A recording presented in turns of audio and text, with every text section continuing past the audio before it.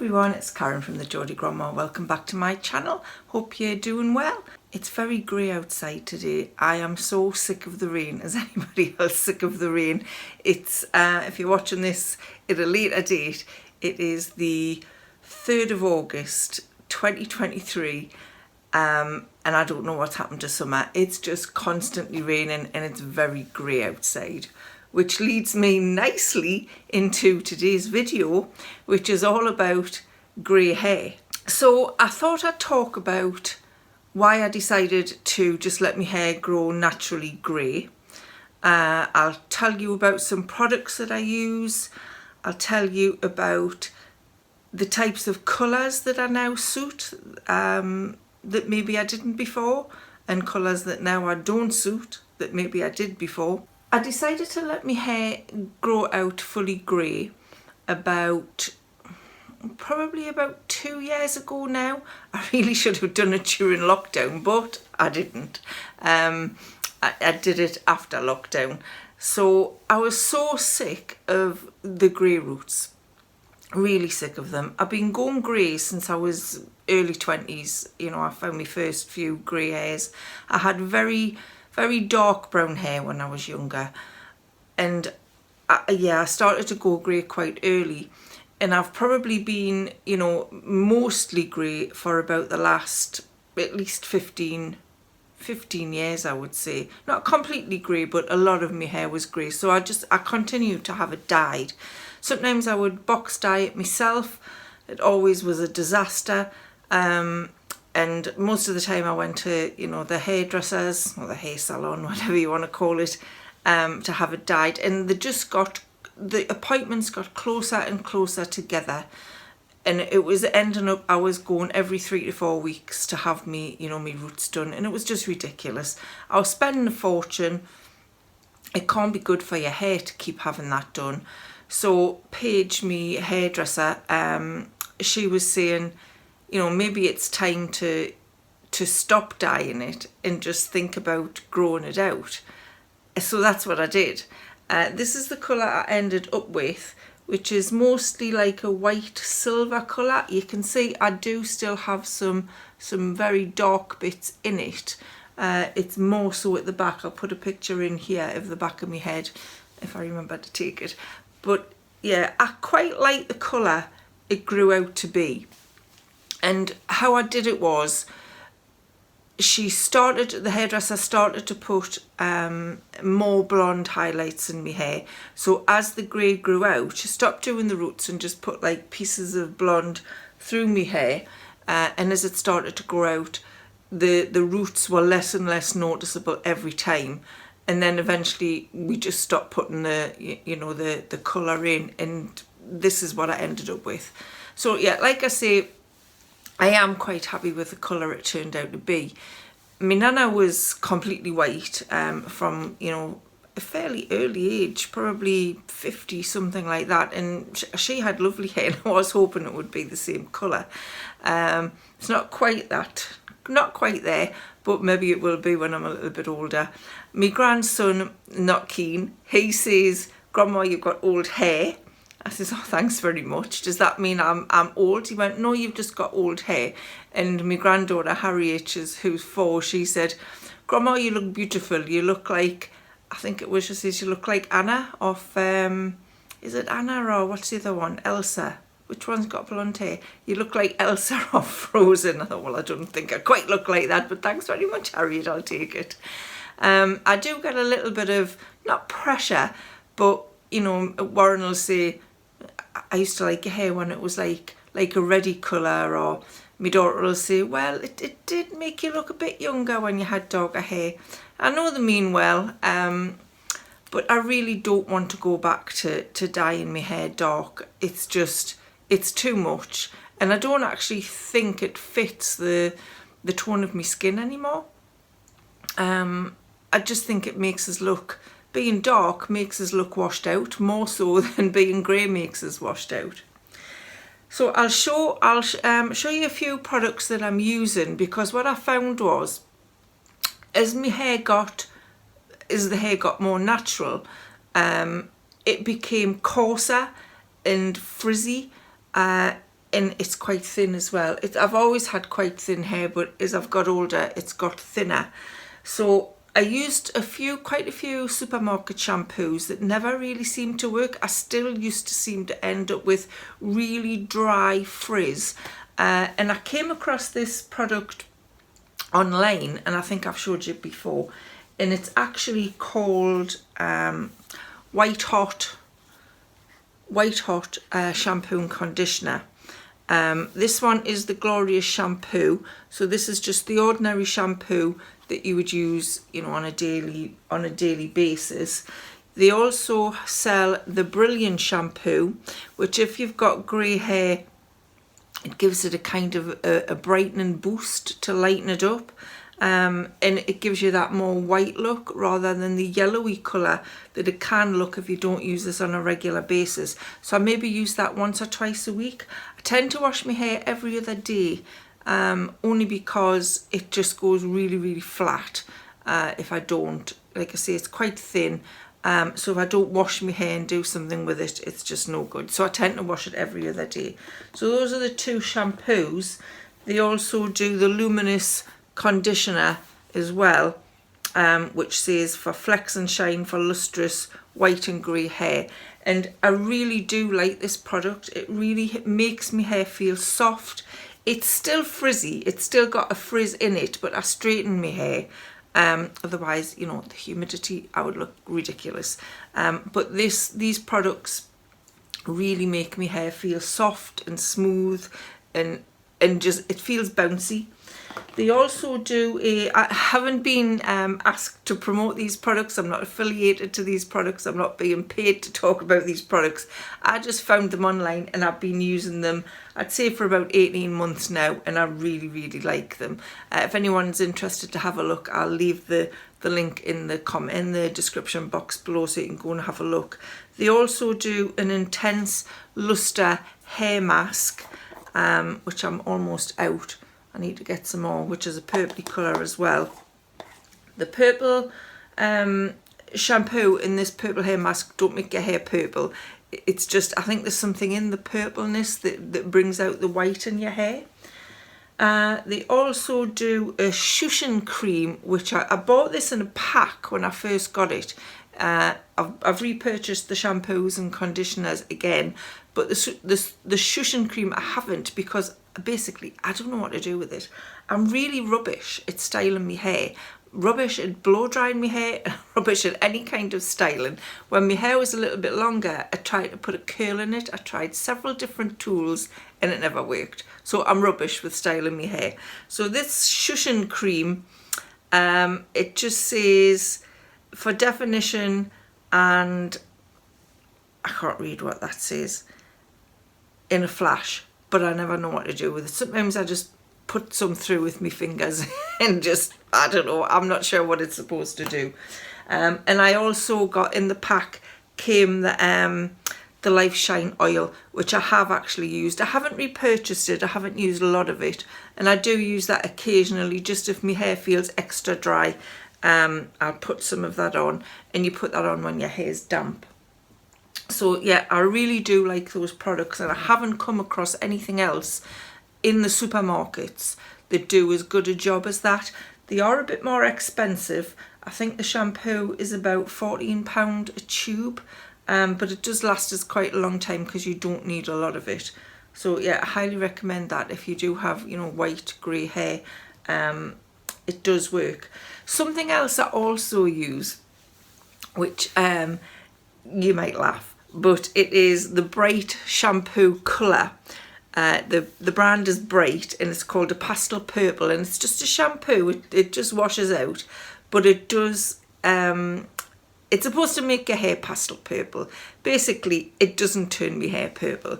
You can put it on as just a shampoo, you know, and rinse it off after 3 minutes, and it just gives kind of it makes my hair look a little bit whiter. But then you can put it on dry and leave it for up to 45 minutes, and it's supposed to make your hair pastel purple. I'll put a photo in here because I have used it a few times and I quite like it, although Warren says it's me purple rinse. You remember the purple rinse brigade when you were younger? You thought, I'm never going to be doing that. But actually, I think that's quite fun. One of the things I've noticed as I've got older, I don't care what people think. You know, if I like it, I like it. I'm not bothered. But yeah, this is it, and this is again, it's a purple. I'll show you what it looks like when it's on my hair when I'm doing it, and then I'll show you what it looks like afterwards. And it does give kind of a lilac-y tint, but I think that's quite fun. They have a blue one and a pink one as well. I don't know about the pink, but I might try the blue, see what that's like. But I wouldn't put anything permanent in my hair because I'm not going through the roots thing again. But yeah, I find that quite fun. So as well, since I went grey, I found colours have suited us or not suited us in a different way. When I had dark hair, I've had all kinds of colours on my hair. I've been dark brown, I've been black, I've been like a plummy purple colour, I've been a red colour, I've been a orange colour before, every single colour. But as I've gone grey, I found different colours are better on me. Now, there is ways of telling what colours are going to suit you, you know, what colour skin tone you've got, and then that tells you what colours you should be wearing. So just a few tips. I wrote a blog post a few months ago about this, so I did a lot of research on it. I'll link to the blog post below if you want to have a read. But there are ways of telling what colour, you know, if you're a cool skin tone or a warm skin tone or a neutral skin tone. The first one is your veins. If you've got blue veins, you're likely to be cool skin tone, and if you've got green veins, you're likely to be a warm skin tone. I think mine are kind of in the middle, so I'm maybe neutral, but I think I'm leaning more towards cool because they do look more blue than green. The other thing to think about is, what are you like in the sun? You know, if you tan well, then you're likely to be a warm skin tone, and if you're like me and you just burn, you're likely to be a cool skin tone. I'm definitely not a sunbather because it doesn't suit my skin. Another way of telling your skin tone is, do you suit gold or silver jewellery? I've got silver earrings in today, and I just find silver works much better with my complexion than gold. I don't have a lot of gold. I don't think I've got any gold necklaces. I've got a few gold earrings that have got like a crystal in the middle, so it's got a coloured crystal, but I really prefer silver. I just think it looks better. So if silver looks better on you, you're a cool skin tone. If gold looks better on you, then you're a warm skin tone. The colour of your eyes can tell you your skin tone. If you've got a grey-blue eye or a blue eye, you're likely to be cool toned. If your eyes are brown or green, you're likely to be warm toned. My eyes actually look navy blue on camera, but they're like a grey blue, so definitely a cool skin tone. And the last way you can tell which skin tone you've got is trying different neutral colours. So if you suit a bright white t-shirt or a jet black t-shirt, you're likely to be cool skin tone. If you suit more creams and ivories and greys, you're more likely to be a warm skin tone. These are the guidelines anyway. That's what came from all of the research I did into it. But to be honest, the best way of telling what colours you suit best is to go out and try them. You know, try them up against your skin. Do they suit you? Do they not suit you? If you're not sure, take a picture and show a friend. They'll tell you if it suits you or not. But if you've got a cool skin tone, you suit more bright jewel colours. And if you're a warm skin tone, you're supposed to suit more earthy colours. And I think that's kind of true for me. I definitely suit more jewel toned colours since I've gone grey. I possibly did before I went grey, but I'd never really thought about it. I think when I was dark, I did suit the jewel tones, but I also could get away with the earthy tones as well. Now I don't think I can. I love me in this colour. I'll put a few pictures in here, and you know, you can see what you think. Green, I don't wear a lot of green, but I don't think I look too bad in that. Pinks, reds, purples, a deep purple. I do suit those types of colours. I look terrible in yellow, but I always did look terrible in yellow. I'm not a yellow person. So it is just a case of trial and error, you know, trying things up against your skin and seeing what they look like. I definitely don't suit the beigey tones. I'll put a picture in here of me in it. I think this was maybe last year. I went to a Charlotte Tilbury masterclass thing with my daughter, and I had just bought this dress, this beige and black kind of spotty dress, and I love the dress. But when I saw the photograph, I thought I just look completely beige. Just from head to toe look beige. I don't know whether I would have got away with it if I'd wore a brighter lip. I used to wear a lot of peachy tone lipsticks, or like a peachy to rusty tone, and I really don't suit that anymore, which I don't know. It's strange. I mean, obviously, you know, when your hair goes grey, maybe the colour of your skin kind of changes as well. I definitely think that I need to wear not more makeup, but I think I need to wear brighter makeup. And I think since I've gone grey, I've definitely played around with makeup more. I've played around with colours on my eyes. I suit more brighter colours on my eyes, so I'll wear like like purples and greens, and I wear a brighter blush, and it definitely brightens my face up as if when I've got no makeup on. Everybody's going to look bad with, well, not bad, but you don't look quite as bright with no makeup on. But that was also the case before I went grey. So yeah, but I've definitely played around with makeup more since I went grey, and found that, like I say, not more makeup, but brighter makeup works better with grey hair. So that was all I wanted to say, really. If you've got any questions about grey hair, just ask us in the comments below. I'm happy to answer them. Do I regret going grey? A few people have said that. Do you regret going grey? Do you not think you should dye it back? Sometimes I do. Sometimes I think I don't like it. I look old. It makes us feel old sometimes, especially if I don't have makeup on. Silly, I know, but sometimes it does make us feel older. And when you're not feeling your best and you look in the mirror and you just think, I do think to myself, God, I wish I had dark hair again. But would I really dye my hair back? No, I wouldn't. I definitely would not go back to being dark.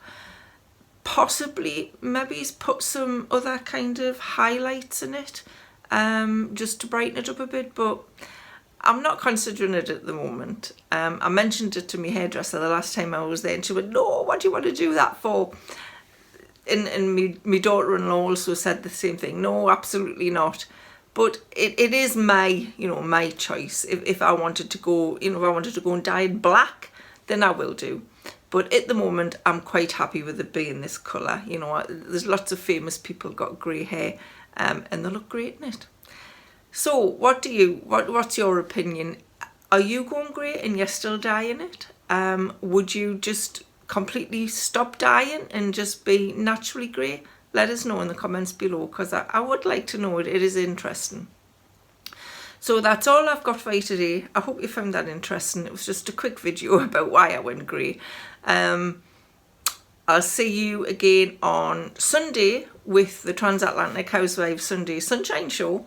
And this Sunday we're all each doing different recipes in our air fryers, because I've found an air fryer an absolute boon in the last year. And everybody's doing something different. And what I'm going to do is some low carb snacks for your movie night at home. So I hope you come and watch us on Sunday morning at 7:30 and see what we're all cooking. So like I said, thanks so much for watching. I'll see you soon, and bye for now.